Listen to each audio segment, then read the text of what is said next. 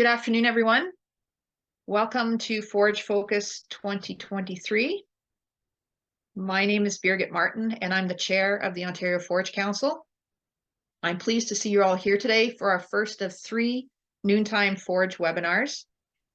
Before we get into today's topic, there are some housekeeping items to make you aware of. If you have questions, please put them in the chat at any time. Christine O'Reilly will read them to the presenter at the end. And at this time, I would like to recognize the partners that are presenting this conference. They are the Ontario Forage Council and the Dairy Farmers of Ontario. Our speaker sponsors for today are Kemin and Grand River Robotics. And now our first 2023 Forage Focus webinar. Today's webinar is about fueling the rumen, presented by Matt Groen. Matt Groen has been with Cargill Animal Nutrition for over 11 years after graduating with his Master's in Science in Dairy Nutrition from the University of Guelph in 2012. Matt currently works in Dairy Technical Services, where he supports Cargill's Dairy Farm Consultant sales team in Ontario, the Maritimes, and the Western Provinces with training, ration balancing, dairy records management, and troubleshooting. He is involved in new product and technology development for Cargill, and he also works directly with producers servicing key dairy farm accounts. He is involved in coaching the University of Guelph Dairy Challenge team and serves on the board of the North American Intercollegiate Dairy Challenge competition. Matt, welcome to Forage Focus. The floor is yours. Thanks, Birgit. So today we're going to be talking about fueling the rumen, and ultimately what that's about is maximizing the potential from the forages that you grow on your farms. So kind of before we get started, in addition to the sponsors that make days like this possible in terms of funding these educational opportunities, I'd like to recognize a former colleague of mine, Kurt Ruppel at Cargill, for the whole concept of rumen fuel, which we'll be talking about today. So it's a different approach to looking at forages and the values that they provide in terms of economics in the diet and economics on the farm. And it's something we've been kicking around at Cargill for a number of years now, and it was developed by this individual. So I can't 100% take credit for the concept, but I'm going to do my best to explain the ideas behind it, because I think it's a unique way to look at forages and really try to change the way we manage those forages to make them the best that they can be for not only our dairy operations, but any of our ruminants that consume forages on a daily basis. So just to get into it, I think probably one of the most important things to start with is understanding what a forage analysis is and what it looks like. And if we can understand that well, then we're going to be able to understand how we can actually make our forages better as that second step. So here on the screen right now, I have 2 forage samples, both a haylage and a corn silage. And there's a few different things that I wanted to point out on them. So basically, looking at our forages from top to bottom, there's a bunch of different areas, and I've divided them out. So keying in on the haylage sample here, right? How wet is that forage? And that would be indicated by either the dry matter or the moisture. So in this circumstance, this is a second cut legume haylage, so an alfalfa-based forage from Ontario. And how wet is it? It's 50% on a dry matter basis or 49.8% moisture. Kind of the next area that a lot of us focus on when we're evaluating the value of, say, our haylages or our protein crops like alfalfa, clover, grasses, those sorts of things, is what the protein looks like in that forage. So looking at it that way, the crude protein on a dry matter basis is 22.6% in this case. Another really important number to look at when we're evaluating our forages is what's called the ADICP, or acid detergent insoluble crude protein. And what that is it's a measure of heat damage to that forage, or a measure of how much of that protein is bound up to insoluble fiber within that forage. And the reason that is important is that's kind of an indication of how well the fermentation process has occurred with that forage. So in this case, 1.5%, not too bad. Ash is another number that's really important to look at, particularly in our ensiled haylages. So our alfalfas, our grasses, clovers, and that sort of thing. And the reason that that's important is, in addition to being the sum of all the minerals that are in the forage, the ash content also really indicates how much dirt or soil contamination there actually is in that forage, because we know that that can ultimately impact the fermentation of that forage, and as a result, impact the total energy available in that forage as well. Kind of that next segment of nutrients that we would look at in a forage is our fiber fractions. And, back in the day, we often just looked at two of them. We just looked at ADF and NDF, right? In this case here, 25% ADF and 34% NDF on this legume haylage. But more and more, we're starting to look at the digestibility of that NDF, or the digestibility of that nutrient fiber within that forage, so we can understand how that forage is actually working into the rumen. So, in recent literature, there's been more and more talk looking at the actual digestibility of that NDF up to, 24, 30, 240 hours, pick your number. But, those sorts of numbers are things that we can look at to evaluate how digestible that NDF actually is. And we'll get into why that's actually important once we get into the rumen fuel concept. NFC is kind of a total of all the carbohydrates that are available within that forage. So in this example, 31% within this haylage. And that encompasses, sugars, starches, and some of those fiber fractions as well. Overall energy is a calculation based on some of those carbohydrate and fiber and fat and all that sort of thing within that forage. So it's a bit of a cruder number to look at, and instead I think it's probably more important to look at the individual components that make up that total NEL, or energy number, within a forage. Lignin is something that we've looked at quite a bit in the past because it is completely indigestible fiber, so it gives us a bit of an indication of that gut fill effect, or how much of that forage is completely unavailable to the ruminant animal. But once again, a bit of an older, cruder number, and instead looking at a number like UNDF 240, which is our undigestible neutral detergent fiber over 240 hours, is probably a more accurate way of looking at how much of a forage is completely undigestible or unavailable to that ruminant animal. All of our minerals are typically listed at the bottom of a forage analysis, and then our fermentation numbers are something that we can look at when we're evaluating that forage. So included in fermentation, I like to include sugars, right? Because we know that if we look at a fresh forage sample versus a fermented forage sample, the sugar numbers are going to be quite a bit different, because during that fermentation process, the bacteria that produce all of our fermentation acids, whether the fermentation acids that we want, like lactic acid, or the ones that we don't want, like butyric acid, they digest and they consume those water-soluble carbohydrates like sugar in order to fund that fermentation process.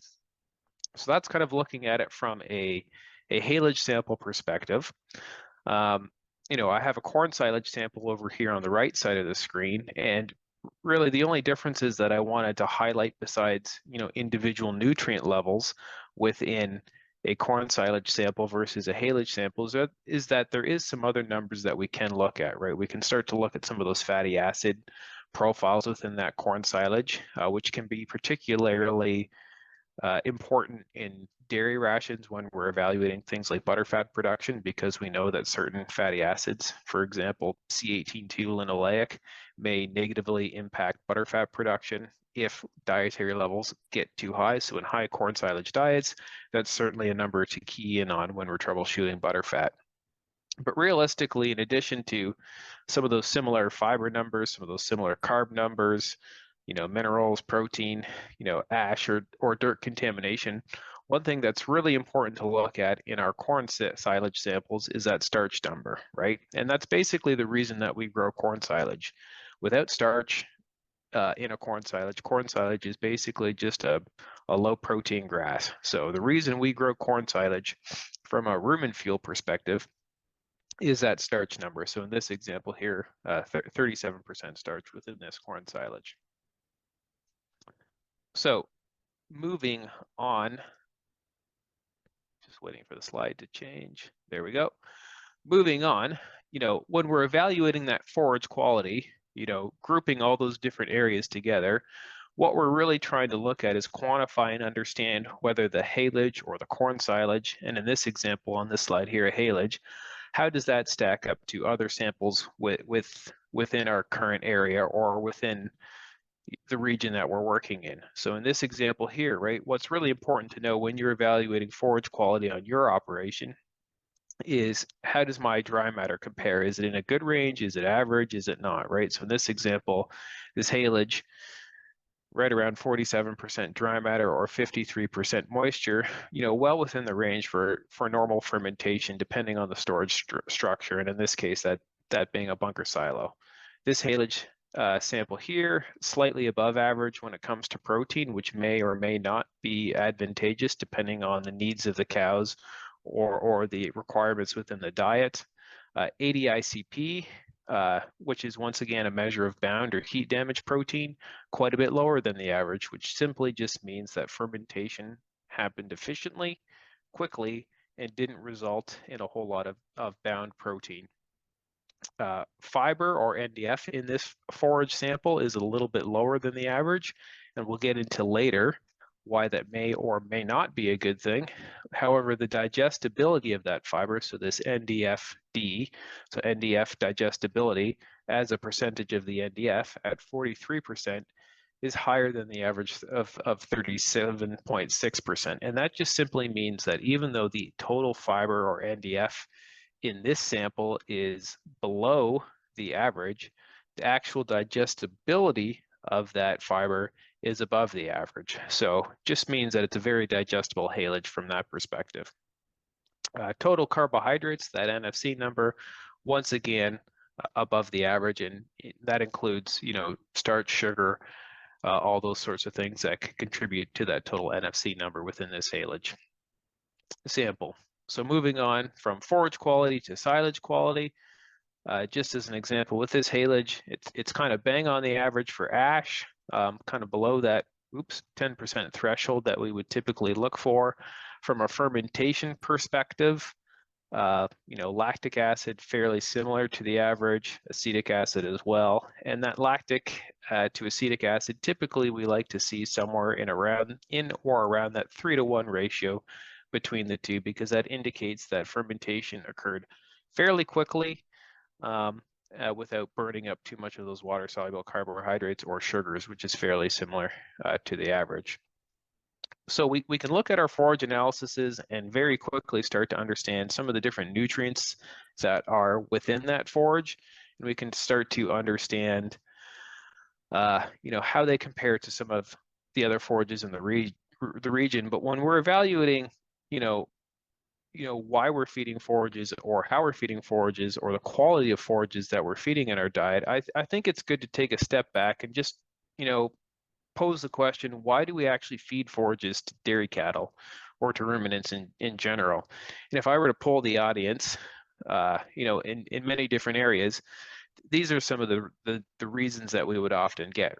Often we hear that forages are, cheap feed or a cheap protein source, which I think may or may not be true depending on the region or the price of land and all that sort of thing, right?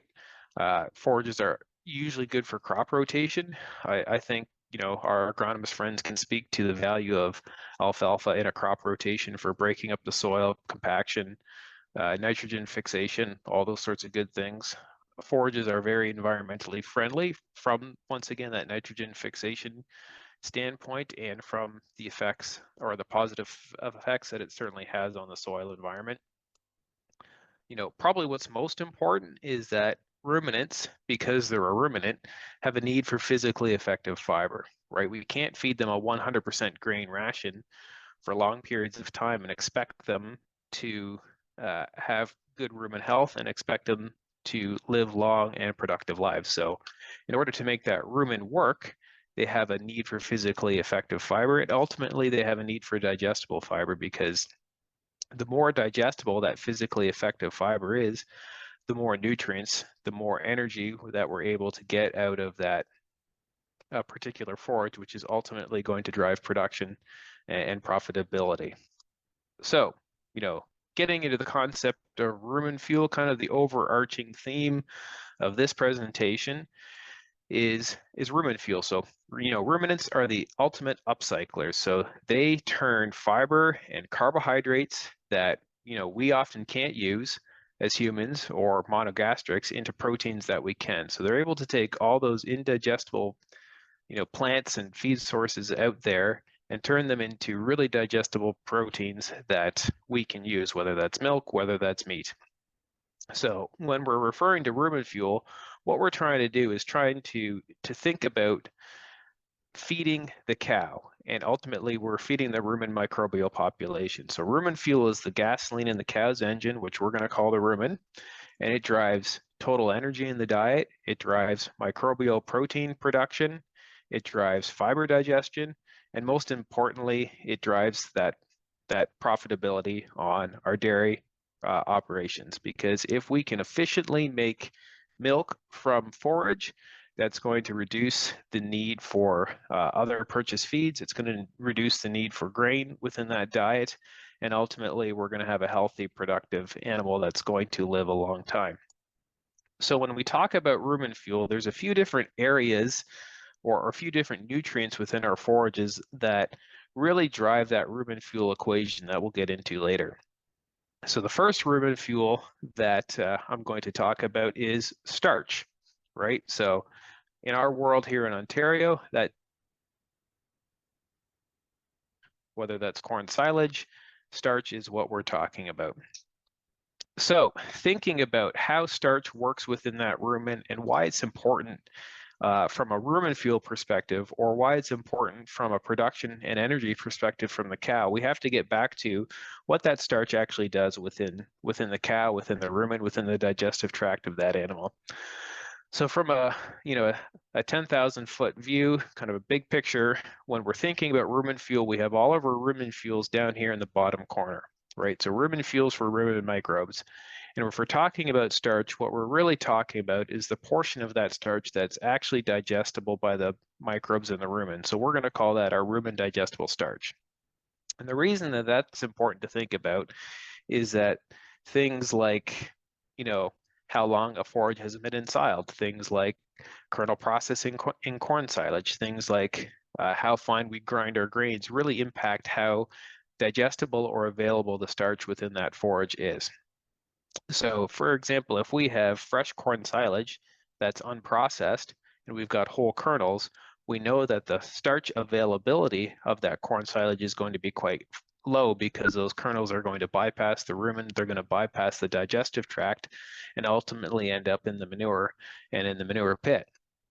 But if our corn silage has been fermented for a number of months, it's very well processed, so all those kernels are broken or smashed completely, then the availability of that starch is going to be quite high. And that's what our rumen digestible starch is. So, but just following through kind of this diagram, we've got our rumen digestible starch gets utilized by the rumen microbial population.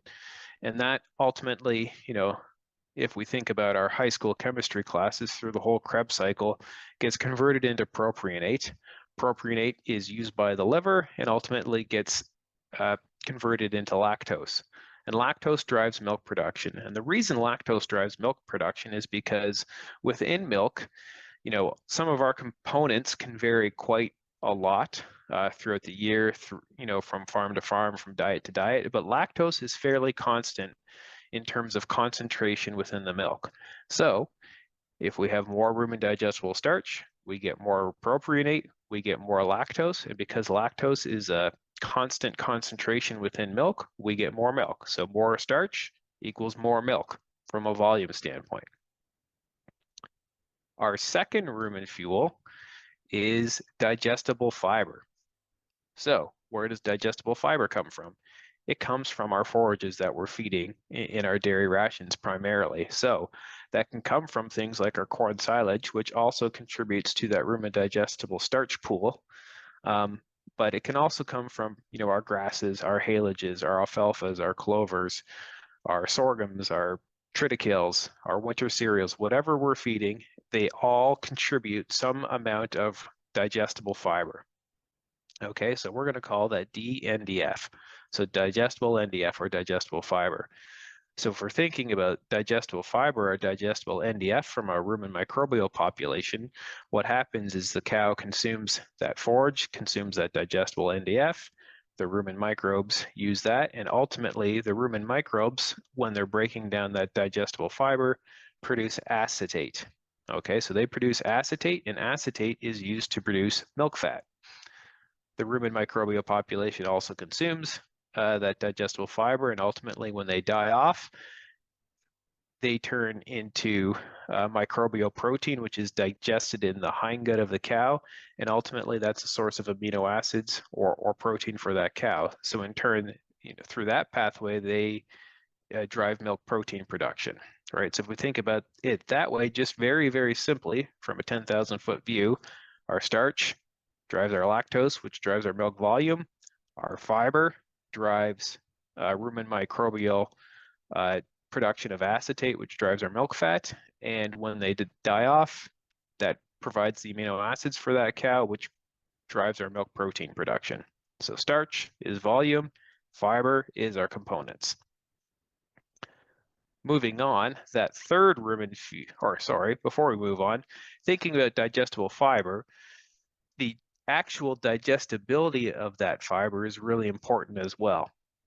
So going back to that original slide where we talked about, looking at that NDF digestibility over 30 hours, it seems like kind of a random number to pick when we're evaluating fiber digestibility within a ration or within a forage. But the reason we often talk about fiber digestibility in some time frame under 30 hours is because typically when a cow consumes a forage, dependent on rate of passage and all those sorts of factors, but typically they stay within that rumen of that cow somewhere between 20 to 30 hours, right? So if we're talking about fiber digestibility and we have to pick one number to go by, somewhere around that 30 hours is a really nice time point to consider when we're trying to evaluate that fiber digestibility.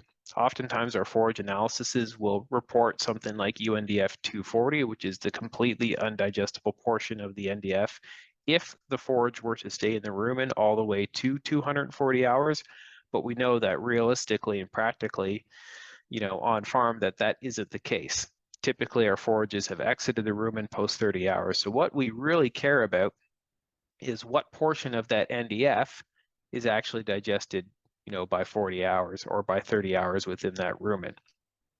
So with that, when we're evaluating, one haylage versus another or one corn silage versus another, how digestible that NDF is over 30 hours is really going to allow us to understand which forage is going to digest faster, which forage is going to digest better, and which forage is ultimately going to provide the most energy to the cow during the time that it's actually within the rumen.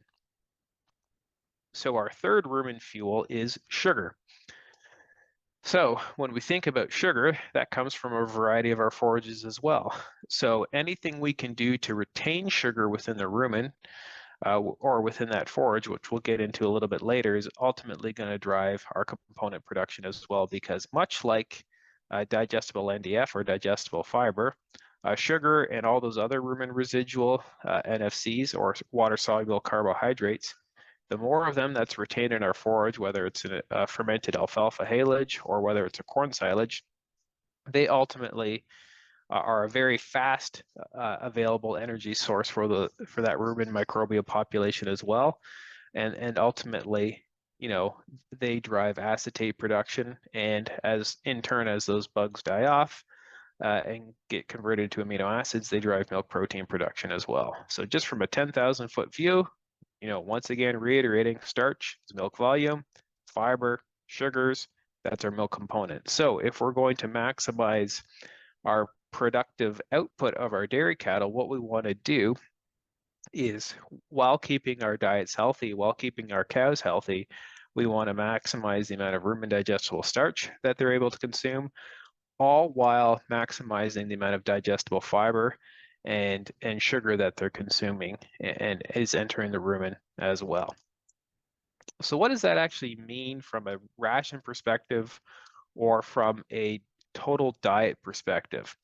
So I've kind of outlaid two scenarios here that that try and compare and contrast those two areas. So what I did is I took two pools of forage. So I called them our average forages and our sweet spot forages. So what those are is our average forages are basically, I took from Western Ontario, just to keep the region simple, I took our average BMR corn silages and our average first cut haylage samples. Okay. And I compared them to what our sweet spot forages are. And the sweet spot forages are the forages that we would say from our perspective, from a rumen fuel perspective, are probably the best that these forages could be. So they're kind of the top 10% of our BMR corn silages and the top 10% of those first cut haylages. So there's a lot of numbers on this slide, but we're going to try to go through it step by step so that we can give you all a little bit of an understanding of what we're getting at. So if we compare just our sweet spot BMR corn silage versus our average BMR corn silage, so the total fiber or total NDF in that corn silage is slightly lower than the average, 3% lower. However, what's really important is that the NDF digestibility of that sweet spot corn silage is almost 10 or 11 points higher than the NDF digestibility of the average BMR corn silage. And what that ultimately results in is the actual kilograms of digestible NDF. If we were to feed this sweet spot corn silage versus the average corn silage, is about 400 grams higher down here. So it's 2.1 kilos of digestible NDF versus 1.7 kilos of digestible NDF. If we're comparing starch within those two corn silages, fairly similar, right? 36% starch and 35% starch. Not really that different, only 1%. However, the amount of rumen digestible or available starch within the rumen as a percentage of the starch, and this isn't necessarily accounting for processing, this is just the digestibility of that starch alone. It's quite, once again, 10, 11 points higher than the average corn silage. So what that results in is if we multiply the 36.6% starch by the fact that it's 87% available versus multiplying the 35.5% starch versus the fact that it's 76% available, what we actually end up with is 3.6 kilos of available starch within the rumen versus 2.8, or an extra 800 grams. Similarly, post-fermentation on both these corn silages, there's more sugar left, 2%, which ultimately results in an extra 200 grams of sugar available from our good corn silage versus our average corn silage. So in total, in this kind of made-up scenario, what that means is that the rumen fuel coming from that corn silage is about 6.1 kilos of actual rumen fuel for that diet of that cow versus 4.7. If we were to compare our haylages following kind of that same sort of profile, fairly similar in NDF. However, the digestibility of that NDF in this first cut haylage is quite a bit higher than in the average haylage, 55 versus 49%. And what that results in is 1.3 kilos of digestible NDF coming from that haylage versus 1 kilo of digestible NDF coming from that haylage. So an extra 300 grams of digestible NDF. Obviously, our haylages don't have starch or much starch, so that part of this side-by-side comparison is blank. But on the sugar side, post-fermentation, there's a lot more sugar retained at 12%, and actually an incredible amount of sugar retained at almost 12% versus the average of 3% in these two haylages, right? And what that results in is about half a kilogram more sugar in the sweet spot haylage at 700 grams or 0.7 kilos versus 200 grams of sugar left in that average haylage. So once again, looking at it from a total diet perspective, contributing 2 kilos of rumen fuel versus 1.2 kilos of rumen fuel.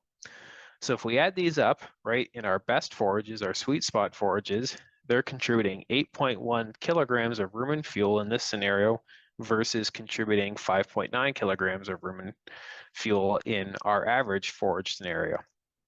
So just in our imaginary made-up diet, if we're, we balance a diet, we're trying to aim for 40 liters of production, the ration program would tell us that we need about 9.45 kilograms of rumen fuel in order to support that level of milk production, right? And that would be the same across both scenarios. So in our sweet spot forages, they provide 8.1 kilos of rumen fuel versus the average forage only provides 5.9 kilos of rumen fuel. So we've got a diet shortfall of 1.3 kilos versus 3.6 kilos. And that's ultimately where supplementation comes in, right? So if we're thinking back to a real world scenario, the grain that you're feeding, whether it's on-farm grain or purchased grain, whether it's, feeding on-farm corn, barley, whatever it is, any of our purchased proteins and grains as well, soy meal, wheat shorts, distillers grains, beet pulp, all that sort of stuff. What they're ultimately doing is they're making up that diet shortfall. So if we can maximize our forages, the diet shortfall that we need to supplement through either on-farm or purchased grains is greatly diminished. So just looking at that and what that looks like from a cost perspective, I've outlined 5 different ingredients that we could use to make up that diet shortfall in both scenarios. So just as an example, if we needed to make up that diet shortfall in rumen fuel or energy from ground corn alone, right? So an on-farm ground corn or a purchased ground corn, that would be worth about 77 cents per cow per day of corn to make up that 1.3 kilo diet shortfall. However, if our forages were just average, it would cost over $2, $2.14 to make up that 3.6 kilo diet shortfall, right? If we were doing it with ground corn.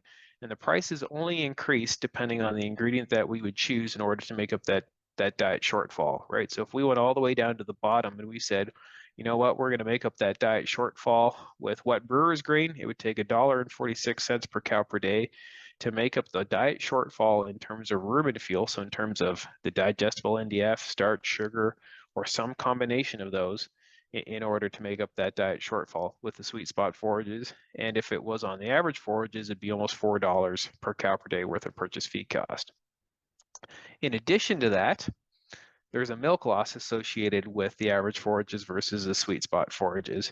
And the reason that is because we have a gut fill effect when our fiber digestibility is lower, right? So we can only have so much NDF. We can only have so much undigestible NDF within that rumen. So the rumen has to clear itself before that cow is able to eat more forage. So in this standpoint, part of the advantage with really digestible forages, with forages that are high in rumen fuel, is that the cows are actually able to consume more of them. And we know that dry matter intake drives milk production. So there'd be a milk loss associated of $2.40. So, bringing that back to the real world, what's that actually mean for a farm scenario? So what I wanted to do was kind of outline 2 different scenarios. So both 150 kilogram dairies, so 2 dairies that own 150 kilograms of daily quota. So if we have our sweet spot forage dairies, so once again, the better than average forages or the top forages versus the average forages, if we looked at the production that those forages would support in the previous scenario, they would support 40 liters at a 4.1 fat or 37.5 liters at a 4% fat. So a 2.5 liter difference based on the forage quality alone, right? So when that comes to looking at kilograms of butterfat per cow per day, it'd be 1.64 for the sweet spot forages versus 1.5 kilos for the average forages, or a difference of 140 grams, which ultimately means that the farm with the best forages, with the sweet spot forages, in order to fill their 150 kilograms of daily quota, would need to milk 92 cows. The farm with the average forages, right, if their production was at 37.5 liters at a 4% butterfat, would need to milk 100 cows in order to fill their daily quota, right? So we've got a difference there of 8 cows, which we might not think is a big deal, but I think over the course of a year, the cost associated with milking those extra 8 cows in order to fill that 150 kilograms of daily quota is quite a large number. So if we just look at replacing that diet shortfall that we talked about in terms of rumen fuel with corn alone, the difference on a per cow per day basis was $1.37. So 77 cents of corn needing to be supplemented for the sweet spot forage dairy versus $2.14 of corn needing to be supplemented for the average forage dairy. So $1.37 per cow per day difference. So what that looks like on an annual basis is having to feed $26,000 worth of corn versus $78,000 worth of corn in order to make up that rumen fuel or energy difference within that dairy diet. So that's almost $52,000 or over $52,000 on an annual basis on roughly a 100 cow dairy farm, right? So huge economic implications when it comes to growing, really good forages when it comes to feed costs, whether they're homegrown corn, whether they're purchase feed cost. We have to certainly look at that from an opportunity cost basis, right? Because if we had better forages, we would have more corn to sell as well, even if we were growing it ourselves. In addition to that, that doesn't even calculate into the equation that if we have less cows, ultimately we're going to be carrying less dry cows and heifers because our herd is overall going to be slightly smaller, which means that less overall forage is needed. And then there's that opportunity for more cash crop acres as well, or for growing even more forage to have better carryover of corn silage in the fall or whatever it is. But this number, just looking at the grain cost alone is fairly large, but I think if we think about some of these other considerations, underestimates what the total impact of forage quality has on the bottom line of that, 150 kilogram dairy farm scenario. So if we really want to make good forages, we need to start from the basics. We need to start from forage harvest onward, right? So the agronomists in the room, I'm sure can contribute lots of information and lots of good advice on how to grow good forages from a agronomic perspective, fertilization, crop rotation, spray programs, all that sort of stuff. But what I'm really going to focus on is from the moment that forage is cut, the things that we can do to make sure that we're preserving the good quality forage that we're striving for. So I like to think of it from kind of the flip side and think about, okay, if we've got our rumen fuel, we've got our starch, we've got our digestible fiber, we've got our sugar, what are the things that could impact or negatively impact that rumen fuel? So I'm going to call them destroyers of rumen fuel. So the first destroyer of rumen fuel that we're going to talk about is dirt. So once again, if we're remembering back to our forage analysis, that would be looking at that ash content of our forage, whether it's a haylage, whether it's a corn silage. So, ultimately what we want to do is we want to limit the ash. And the reason we want to limit the ash, right, there's always going to be a certain level of ash within a forage. So for something like alfalfa haylage, about 6 to 7% of that ash is coming from the minerals within that haylage alone, right? Our calcium, our potassium, magnesium, all that good stuff. However, anything above 7%, is probably coming from soil or dirt contamination. So if we have a haylage sample that tested at 12% ash, 12 minus 5 or 12 minus 7 is 5. That means for every ton of dry matter, there's about 50 kilos of dirt within that haylage bunk or within that haylage bale. And that just means that that's a lot of topsoil that we're dragging along. It's getting incorporated into the feed in that ensiling process, and ultimately it negatively affects that ensiling process. And we'll talk about how and why that does that in a bit. But, along with that, it can bring certain other issues as well, right? Clostridia, bacteria, all that sort of stuff. So how do we limit that ash? In haylage, we're really going to want to make sure that we increase that cutting height to absolutely minimum 3 inches for alfalfa and 4 inches for grass stands, right? So the higher we are above the ground, the less chance we have, especially on not 100% even fields, to hit the ground and and stir up some of that dirt or ultimately ash. Cutting high, in addition to reducing ash content within our haelages, is also really good for promoting regrowth and yields in subsequent cuts. And yield over the year will be higher than cutting straight to the ground, right? So if you're cutting today at 2.5 inches for your alfalfa and you go to 3 or even 3.5 inches for your alfalfa, you will not lose yield over the course of the year because you'll get better regrowth. Wide swathed haylage merged with properly set up equipment will have lower ash content than narrow swath haylage left on the field longer. So there's often that perception that if we put our haylage out really, really wide and then we're going to have to merge it or something like that in order to pick it up off the field, that merging process or the fact that we're maybe tracking over some of that haylage with our tires when we're cutting is going to result in more ash content. But the longer that haylage sits out there in the field, either sticking to the ground, getting dirt stuck to it that way, or just the fact that there's wind blowing around and dust and all that sort of stuff, it's going to have a higher ash content. So the faster we can get that haylage from the field to the bunk or the bag or the tower, the better when it comes to ash content. Consider widening aprons around bunk silos to reduce dirt dragged into feed from tires. Keep field lane dust down with gravel, asphalt, water, whatever it is. The more concrete we can have around, feed bunk, cleanliness is really important as well. So before we put new feed in for the year, making sure that we've blown out that bunk, brushed out that bunk, swept out that bunk, removing all those sources of contamination can really be important when we're thinking about preserving the rumen fuel of that haylage. This is just a quick schematic that shows the potential pounds of milk per ton on a dry matter basis of haylage throughout all these different scenarios. So if we're looking at narrow fresh versus wide fresh, narrow chop versus wide chop, narrow fermented versus wide fermented, across the board, if we have wide windrows, we're going to preserve more of that really important rumen fuel. And that's simply because we get less ash content, we have more of those water-soluble carbohydrates, particularly sugars, retained because we have less dirt or ash and soil contamination within that haylage, which negatively impacts fermentation.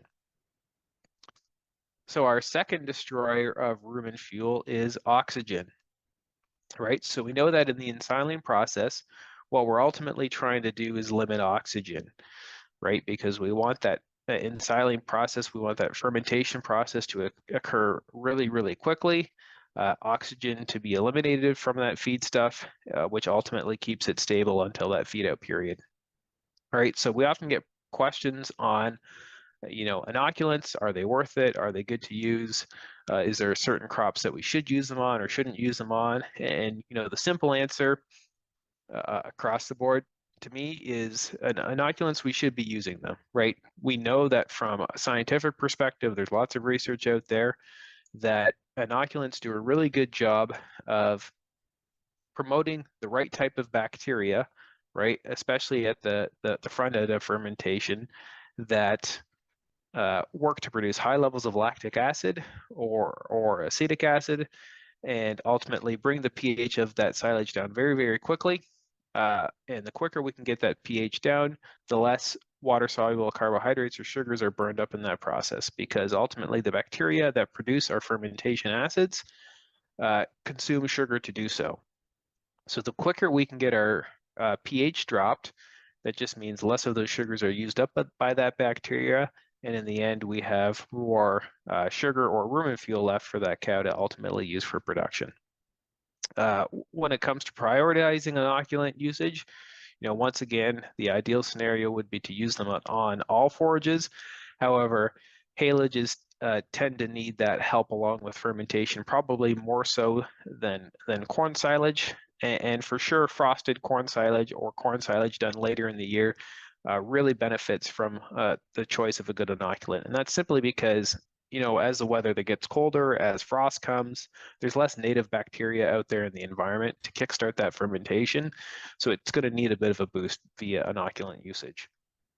So the next steps with eliminating oxygen in order to preserve that good rumen fuel that we're aiming for is packing, right? So the goal with packing, obviously, is to eliminate oxygen. We need to get that moisture right in order to do that, in order to get that proper packing. So in a tower silo, for haylage, somewhere in that 45 to 55% moisture, or 55 to 65% moisture in a bunk for haylage, and somewhere in that 60 to 70% moisture range for corn silage.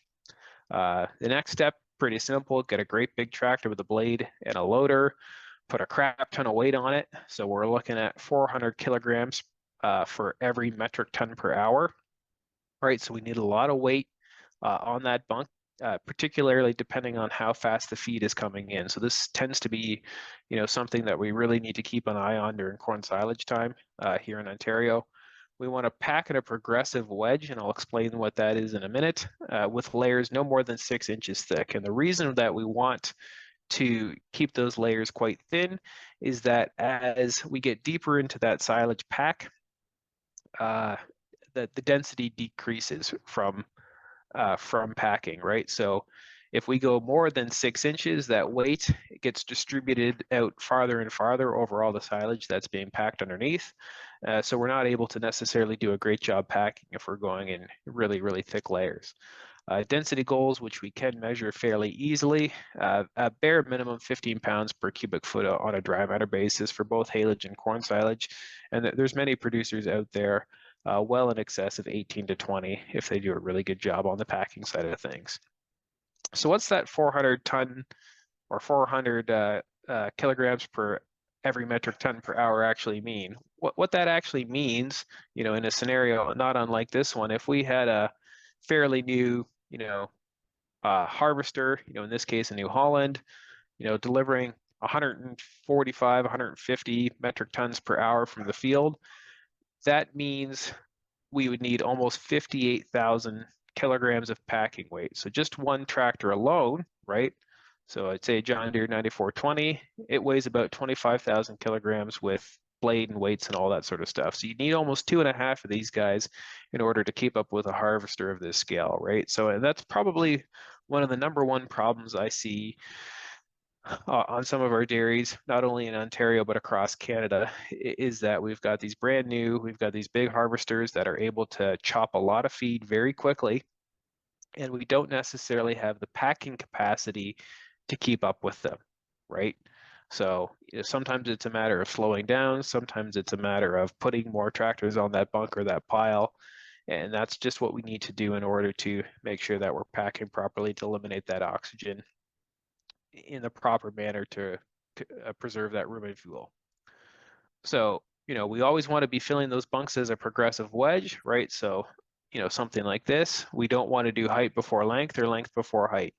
And the reason we want to fill in that progressive wedge is that there's less silage respiration with that progressive wedge method versus any of these other methods. And that it seems like it doesn't make a lot of sense. It seems like maybe this would be the best way to pack, but realistically, that respiration process of that forage starts from when it's cut until it's packed away in that bunk, right? So as soon as we cut that plant, it starts respirating right as it's going through its dying and drying down process. And when it's respirating, we're losing sugar, we're losing water-soluble carbohydrates throughout that process. So the sooner we can get it into the bunk and get it covered and away from oxygen, which is best done with this progressive wedge manner, the more rumen fuel or sugars or water-soluble carbohydrates, rumen residual NFC, we're going to retain within that forage. Looking at how packing density affects dry matter loss. So this graph here looks at 180-day dry matter loss or 6-month dry matter loss compared to packing density on the y-axis. So basically, as our density increases, so as our bunk is packed tighter, over 180 days, we would lose less dry matter. And what we're losing when we lose dry matter in a forage is all of that rumen fuel. It's all sugars, it's all rumen residual NFCs. We're not necessarily losing digestible fiber. We're not necessarily losing protein in those forages. We're losing all that water-soluble good stuff that we want, sugars and ultimately energy and rumen fuel. So if we can get our forages packed tighter, we're going to lose less of that. All right, so I just want you to think about how much that dry matter loss actually is between a well-packed corn silage bunk over on the right-hand side versus a poorly packed corn silage bunk over on the left side. Right, we're looking at a difference of 10% dry matter loss or shrink versus 20% dry matter loss or shrink. So what that means is if you put 1,000 tons of corn silage in the bunk and you did a really good job packing it and you let it sit for 6 months, right?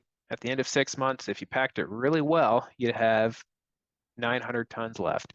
But if you did a poor job packing, you'd only have 800 tons left, right? Corn silage, if we put a value on it of, let's just say, $60 a ton, that difference of 100 tons is almost $6,000 of lost feed or lost rumen fuel.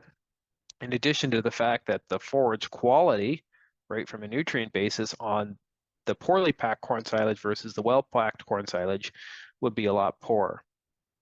Right, I know that not all of us are working with bunk silos, so I included this on towers, bags, and bales as well. Right, a little bit different than our bunker silos. For our tower silos, we're probably going to want to put them in just a little bit drier than we would into a bunker silage or bunker silo, and this is for haylage. Corn silage, we certainly want to be wetter than this still for a tower silo, but for haylage, somewhere that 45 to 55% moisture is a nice spot to be to prevent running of juices out of that silo. Chop length is critical, right? We want to be somewhere in that 3/8 to a half an inch for haylage, but no more than 10% of that top screen of that Penn State particle score for towers and bags as well, right? Because we want to eliminate sorting in that ration when we get to feeding it as well.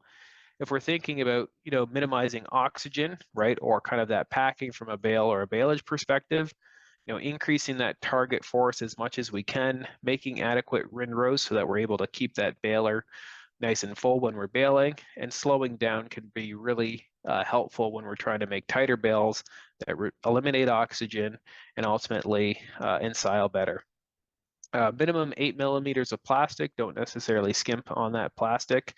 And putting our tubes or bags in a north to south orientation can be helpful for preserving rumen fuel as well. And the reason that is, right, our tubes or our bags in a north to south orientation is that during hot summer days, the moisture within a bag or within a bale will vaporize during the day, and it kind of travels throughout the bale or the bag. And then at night, it condenses on the cooler north sides of that bag or that bale and on the bottoms as well. And what happens is, as we get that condensing on the bottom or on the side, then we get more of a butyric acid type fermentation on one side, while on the other side we tend to get a drier bale and we'll potentially get more mold growth over there. So if we could set up our baleage tubes or our corn silage bags or haylage bags in a north to south orientation or in a shady area such as along a tree line, then we're going to minimize some of that moisture condensing and moving around throughout the bale or the tube throughout the year. So this graph over here is a fairly complicated, but I'll do my best at walking us through it. So it's looking at the removal dry matter loss versus dry matter density based on 6 inches per day removal rate. So we've got an x-axis, a y-axis, and then another y-axis over here. So on the bottom, we've got our dry matter density, right? So we've got 10 to 25 or 30. So basically, this is our really well packed versus our poorly packed, right? All these different lines here are different dry matters. So we've got 30% dry matter or 70% moisture, all the way down in the diamond shapes to 50% dry matter or 50% moisture. And then we've got our porosity over here. But realistically, our removal dry matter loss and our porosity kind of are showing about the same thing. So the wetter our forage is the lower the porosity, and the better our packing is, the lower the porosity and the lower the dry matter removal loss. So basically, as forages get wetter, we tend to have less dry matter loss because they have less porosity, which just means that there's less oxygen contained within that feed, right? So if we really want to make sure that our forages eliminate oxygen for preservation of our rumen fuel, it's a combination of both packing it really, really well and also getting that moisture as wet as we can get it while still making sure that we get the proper fermentation acids, right? So I'm not saying that we need to go out there and make forages that are at 70% moisture or 30% dry matter because, you know, in haylage as an example, then we're going to get potentially a higher risk for butyric acid fermentation, which we know can negatively impact dry matter intake and that sort of thing. But what we want to do is have that balance between packing, having it wet enough to pack well, and dry enough to ferment well within our forages. So just something to think about. Kind of that last step with managing oxygen when it comes to rumen fuel is our bunker covering. So we know that there's an 8-to-1 return on investment with covering with black and white plastic, but adding an oxygen barrier on below that or in addition to that shows an additional 6-to-1 return, calculating for feed loss alone, right? Okay. So, and the reason that is that we really reduce that loss of rumen fuel, that loss of water-soluble carbohydrate sugars within particularly the top 3 feet of that bunk, right? We obviously as well get less mold growth, so less spoilage or shrink equals more rumen fuel retained for our cows as well. So kind of the last area that we want to focus on when we're keeping our rumen fuel or maintaining our rumen fuel is our face management, right? So what we're talking about bunker defacing, right? A little bit different for tower silos, bags, but with our bunk defacing, we want to aim for that smooth face. Don't deface more than is needed in one day, right? And so we don't want a big pile on the ground because what's happened when we've done that is we've reintroduced oxygen to that silage and it begins kind of a secondary fermentation, which once again starts to burn up some of that rumen fuel, water-soluble carbohydrate sugars. Best practice would be to remove tires twice weekly and weight down that leading edge with sandbags or tires or something so that we're preventing oxygen from traveling farther in along the top of the bunk, and position that plastic properly to drain precipitation as well, right? So that we don't have water running down the face of the silage because that can obviously lead to loss of sugars as well. For egg bags, just keep in mind that density does vary throughout the bag, right? So if we're looking for mold and that sort of stuff, right, outer edges, top is probably where we're going to see the most of that. So just be cognizant of that when we are removing spoiled silage. Bags, we probably want to take double what we take off the face of a bunk, close to a foot if possible, in order to keep up with that silage, keep up with that oxygen that's introduced when we are removing silage from that bag. When we're cutting back our bags, uncovering no more than 3 days at a time. So similarly to, taking tires off of bunks twice a week. And best practice, if possible, is to cover that face daily after feeding, just to prevent direct sunlight, because we're not going to be able to have a smooth vertical face the same way we are within a bunk. This next slide here just shows very quickly kind of what it means when we deface more than we necessarily need. So this picture was taken, it was a minus 16 degree morning and the silage was measured at 15 degrees Celsius. Okay, so that's about a 29 or 30 degree or close to 30 degrees Celsius difference between the ambient temperature and what the silage is actually heating at because it was defaced or too much was defaced and oxygen was reintroduced. So looking at that and calculating from that heat how much megacals or how much energy or rumen fuel is actually lost from that silage, that 30-degree difference equates to about 2 kilograms per cow per day of energy loss, simply because we didn't necessarily do a good job with preserving that good rumen fuel that we work so hard to put into the bunk in the first place. Kind of the last step that we're going to talk about for rumen fuel is timing of our forages, because if we're talking about fiber digestibility, when we cut our forages is really, really critical to maximizing that fiber digestibility. So once again, it's a combination of, you know, how much total fiber we have in that forage, so how much total NDF, along with the digestibility of that NDF, right? Because we want to maximize the two of them together and find that sweet spot or balance between those two things. So with haylage, just to keep it simple, I like to work with the 15, 24, 30 rule. There's many different ways to time your haylage cutting. In a pure stand, you can use those peak sticks, but they don't necessarily work real well when we've got mixed stands that have a fair amount of grass content. So, you know, the way we like to think about it with that 15, 24, 30 rule is if we've got a pure alfalfa stand, similar to that peak stick, from a vegetative standpoint, cut when the stand reaches about 30 inches tall. And in most cases, in most years, this is a really good way to make sure we're maximizing that alfalfa somewhere around that 40%-ish NDF, because around 40% NDF in a pure alfalfa stand, that's when we maximize NDF digestibility as well. So in our mixed stands, so you know, our stand somewhere between 50 to 80% alfalfa, with the rest being grass content.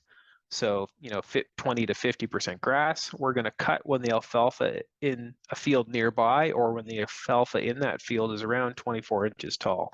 And the reason we do that is because grass tends to be ready a little bit before alfalfa. So if we want to maximize fiber and fiber digestibility of those two different crops within that stand, then we're going to cut a little bit late for the grass and cut a little bit early for the alfalfa. So cut when the alfalfa is around 2 feet tall. If we have a pure grass stand, in order to maximize that NDF digestibility, you know, closer to the boot stage or when that grass hasn't fully headed out, then we're going to want to cut when a nearby alfalfa field is around 15 inches in height.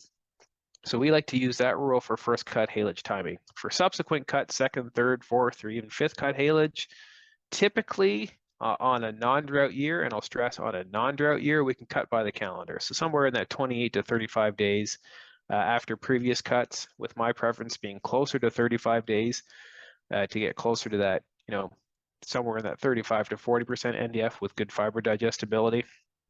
Some flour is okay in second cut. We don't necessarily need to cut when we just see buds, and lots of flour is okay in third and fourth cuts, especially when drought stressed, because alfalfa is a unique crop in that vegetative height is probably more important than reproductive status when it comes to fiber digestibility, right? So in a drought year, what we tend to find is that we get, you know, maybe short alfalfa in third and fourth cuts, maybe it's only 20 inches tall, but it's in full flower. And if we cut that stuff, it's still rocket fuel. There's not a lot of fiber in it.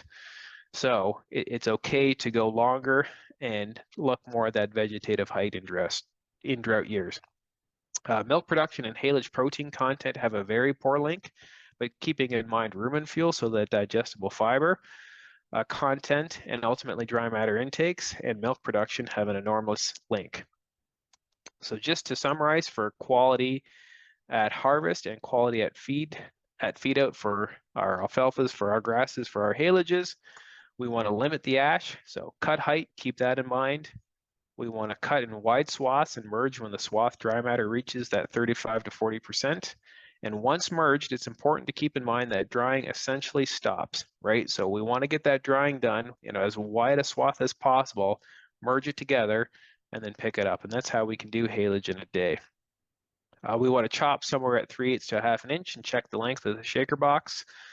We're feeding ruminants, so we need that physically effective fiber, and use an appropriate inoculant. For corn silage, the most important factor that we can use for harvest timing is moisture testing, right? So we're going to rely on our whole plant dry matter because that's probably the best way to ensure that we're going to get proper fermentation during the ensiling process. If it's too dry, it's not going to ferment well. If it's too wet, it's not going to ferment well.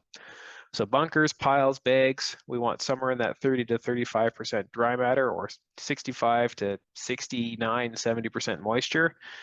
And we can only go drier if everything else is perfect. So if we're going to chop correctly, if we're going to pack correctly, if we're going to use an inoculant, if we're going to kernel process really well, then and only then would I venture drier in our corn silage. Open top silos, probably closer to that 35 to 40% dry matter, simply because we don't want those silos to run. And sealed silos, so oxygen limiting silos, we can go drier yet at 40 to 45% dry matter, but our preference would be to use them for haylage because it tends to be within that dry matter range that haylage ferments better than corn silage. So to summarize, for corn silage, we want to chop at somewhere in that 5/8 to 7/8 of an inch roughly. You want to process the daylights out of that silage, 0 kernels showing, right? So often in the past, when I started my career, we talked about, 2 to 4 or 2 to 5 half or whole kernels was acceptable, and now we've kind of changed our tune, and we don't really want to see any kernels visible in that silage at all, because getting back to that rumen fuel perspective, the digestibility of that starch, the availability of that starch in the rumen is so critical to driving propionate production, lactose production, and ultimately milk volume.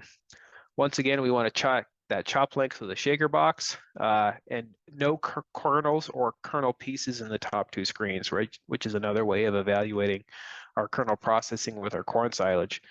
And then ideally with corn silage, we want to ferment for a minimum of 4 weeks before feeding. And there's all sorts of economics, and I could do a whole presentation on that, on supporting 4 to 6 months of carryover of corn silage, because when we're feeding corn silage within that first 4 to 6 months, not only is it a little bit more unstable as it's going through that fermentation process, but the digestibility of the starch is low, right? That rumen available starch, that rumen digestible starch, or that rumen fuel is on the lower side.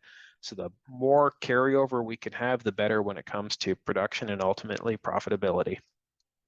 So bringing it all together here on our last slide, when we're looking at rumen fuel on 2 haylages and thinking about all of the concepts that we just talked about. So I have 2 haylages side by side. Both are second to fourth cut haylages, so they're within the pure alfalfa realm of things. So they're both alfalfa haylages. So fairly similar in dry matter, 42 versus 51%, but huge differences in protein. And before we started thinking about rumen fuel, I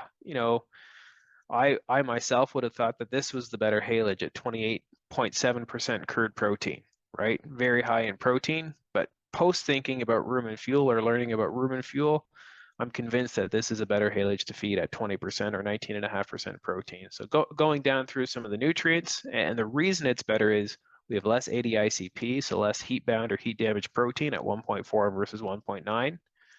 Total fiber is higher at 38% NDF versus 27%. But what's really important is that fiber digestibility, the digestible NDF, looking at it at a 30-hour time period, is 7% higher, which just means that we have more grams or kilograms of actual digestible fiber that cow can utilize within her rumen to fund her energy status and ultimately her production and output. There's more NFC, so total carbohydrates retained in this haylage versus this one, and the sugars are a lot higher as well, because during the fermentation process, less of those sugars were burned up by the bacteria in order to produce those fermentation acids, lactic, acetic. All to say, in the end, when we add up the rumen fuel differences between these 2 haylages through the equation that we talked about on an earlier slide, this haylage would provide, as a percentage of a dry matter basis, 27.6% rumen fuel versus 14.3% rumen fuel on this haylage. And that's ultimately why, if you fed these 2 haylages side by side in a dairy cattle diet, we'd probably end up with a lot more production in terms of milk volume and components out of this haylage than this haylage. So that wraps up my presentation when it comes to rumen fuel. I'd like to thank OMAFRA for allowing me to do this presentation, and I'll open the floor to any questions. So, Matt, I have a favorite question I like to ask nutritionists whenever I get a chance to talk to them. What's the first thing you look at when you get a forage analysis back? Because there's a lot of numbers on there and everybody jumps to something different as the first thing. It really depends on the forage itself. Right, so if I'm looking at a haylage, I look at the NDF D30 hour. So basically the the fiber digestibility over 30 hours on NDF. That's probably what I would look at first, and from there, I would look at the ash content, and then only then I would get on to looking at some of those other nutrients, protein, other fibers, sugars, minerals, all that sort of stuff. But I really am convinced that looking at forage quality, right, so how digestible it is and how much contamination it is that there is within that forage is probably more important than any of the other nutrients, because if we have a high ash content, we just know that the energy content's not going to be there. It's not necessarily going to feed the way we would like it to feed. And if the digestibility is poor, it doesn't matter how high the protein is, the cows aren't necessarily going to get the rumen fuel or energy out of it. So with haylage, I'm going to look at NDFD 30 hour and ash content. With corn silage, I'll probably still start with starch, take a look at that one, and then quickly move on to fiber digestibility as well. So NDFD 30 hour. All right, thank you. So with reference to keeping oxygen out, the tighter you bale your square or round bales before wrapping, the better. Is that a fair summary? Yep, absolutely, right? The tighter we can get it, it's similar to packing within a bunk or within a tower silo. As the weight of the silage, packs down, the tighter we can get it, the better. So that'll just result in better fermentation within that baleage overall. Okay. What's the best grass to pair with alfalfa, and what % of grass or alfalfa in the mix? Wayne's asked me this question before, and I would say that it really comes down to picking a grass that maximizes fiber digestibility, right? So, for example, some of the newer grass cultivars out there, the Fistoliums, the Fescues, that sort of stuff, have probably had more plant breeding put into them than maybe some of the Timothys that our grandparents used, right? So anything that matches well in terms of fiber digestibility with your alfalfa is probably going to be a good grass to choose. And also keeping in mind when those grasses mature, right? So we probably want to pick a grass that matures as close to when our alfalfa maturity is as possible, because that's ultimately going to maximize NDF digestibility within that blend. What percentage? I think it really comes down to soil type, realistically, right? If you're in a region where grass grows really well, I have no problem with probably going to a higher grass percentage in your stand. But if you're in an area where grass doesn't necessarily do well and alfalfa thrives, then we're going to probably want to maximize the alfalfa within that stand. But typically somewhere between 10 to 30% for grass is pretty standard and would be fairly good. And ultimately, the amount of grass that we start with in a stand changes right over the life of that crop, right? So it really comes down to as well how long that stand's going to be in production. So we often talk about that in years, but I've heard some pretty smart people in the past say that we need to start thinking about that in terms of how many cuts we're taking off of that haylage stand. And that's probably more important than thinking about how many years that stand's going to be around. So, post 9, 10, 12 cuts, we want to be thinking about rotating that stand out into something different, and that might influence our grass selection as well, because ultimately some grasses are going to do better and last longer, or maybe take over from that alfalfa more than others. And Wayne, that's a dairy nutritionist answer. I would love to hear you ask this question tomorrow and Thursday, because we'll get answers from agronomists, which may be somewhat different, and it'd be interesting to hear those different perspectives. Matt, is there anything that you've talked about today that you can apply to grazing? All right, so once again, I'll give my answer more from a dairy nutrition perspective. Then I'm assuming this is either a beef or a sheep question, but realistically, vegetative height and stage of that grass or crop that you're grazing is going to be really important, right? So when we work with grazing dairies, particularly say in the Southeast US, right, we're looking at, or in Europe, we're looking at how tall that grass actually is when we're grazing. So we're measuring sward height and trying to aim somewhere, I can't remember, somewhere between, I think, 6 to 18 inches, I think, for maximizing fiber digestibility for grazing dairy cattle in the Southeast US. So realistically, it comes to trying to graze the grass at the time when it's probably providing a nice balance of fiber and protein. So that means before it's fully headed out, typically, right? So somewhere in that flag leaf to boot stage, I would guess, is probably fairly good for maximizing fiber digestibility and total energy content. But Christine is probably the expert on that one, so she could. I'd argue you can go in earlier than Flagleaf to boot stage because we're not quite as worried about that balance of the cost per ton because we're not running equipment. It's cheaper to graze. But I would say if you're interested in grazing stuff, Profitable Pastures is happening March 5th, 6th, 7th. Registration's not open yet, but it'll be another series of webinars like this, and the whole focus is grazing, whereas this Forage Focus is a lot more stored forage. So I'd say stay tuned for that if you're also interested in grazing. So one more question. What's the best way to interpret NDFD 120 and NDFD 240, and how would you use that information? That's an excellent question. So I'm a pretty simple guy, so I like to look at, two numbers always when I'm evaluating digestibility. So I like to look at NDFD 30 hours simply because that really encompasses how long that feedstuff remains within the rumen, and NDFD 240 as well. So NDFD 240, or over 240 hours, is kind of a lab level measurement that encompasses if that forage were to stay within the rumen for 240 hours, how much of it would not be digested after that time, after that 10-day time period. So what that really allows us to think about is the completely undigestible portion of NDF, and that's really that true scratch factor or that true physically effective NDF within that rumen. Whereas something else like NDFD 120 hour, or my favorite, NDFD 30 hour, really encompasses how much of that NDF is actually available while that forage is within the rumen of the cow. So, very simply, NDFD 30 hour means how much the cows get out of it.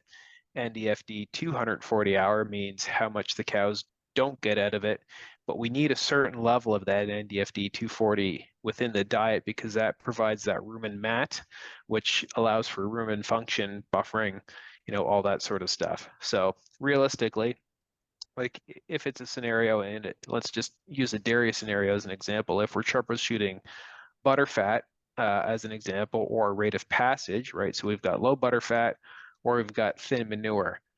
Potentially part of that equation, after we've crossed a number of different things out of the way, would be physically effective fiber, or that NDFD 240 hours. So in that case, we would want to choose a feedstuff or a forage that's higher in that, introduce that to the diet to increase that total level of the NDFD 240 hour within the diet, and that could potentially either slow rate of passage or provide more buffering capacity to help with butterfat production. Whereas the NDFD 30 hour is basically how much energy are we getting out of this forage, which could replace or substitute for grain in that place. All right. Well, thank you so much, Matt. I know I learned a ton from your talk, but I'm going to hand things over to Birgit to close us out. Thank you very much, Christine, and thank you, Matt. It was a really excellent presentation, and I too learned a whole lot. I want to again thank our sponsors, Kemin and Grand River Robotics, for sponsoring today. So thank you again, everyone. Thank you for the questions. Thank you for the presentation, Matt. And we hope to see you all again tomorrow at noon for our next webinar.